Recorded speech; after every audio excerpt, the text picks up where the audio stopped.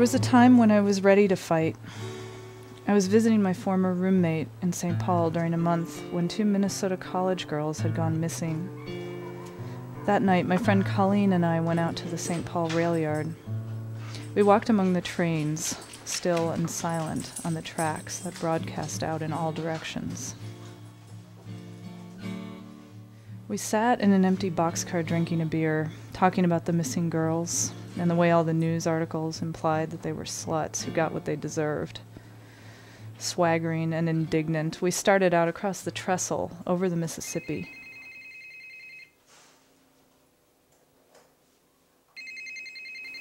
Hello? Yeah, hi. Yeah, it's really bad.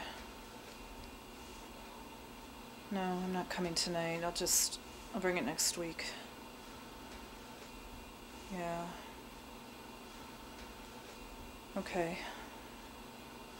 Okay, thanks. But you too. Bye.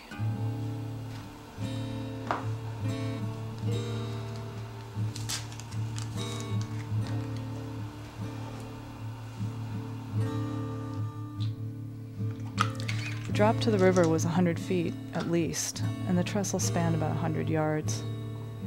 I kept my head up, catching only glimpses of the emptiness that fell away on either side. I couldn't even hear the river below. We were a little more than halfway across when we saw the light of an oncoming train. Warning lights were supposed to flash when a train was approaching, but this time it was just the single headlight as the train crawled slowly out onto the bridge.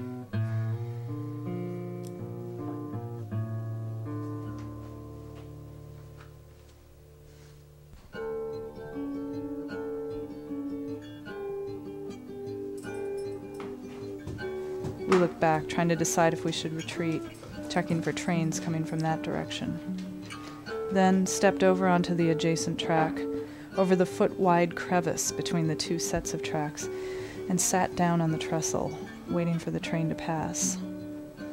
The train slid by, a few feet from us, making its careful way over the river, and it felt like we sat there for an hour, our hearts beating in our throats, afraid another train would come from the opposite direction. We had given up, trying not to look down. We were silent.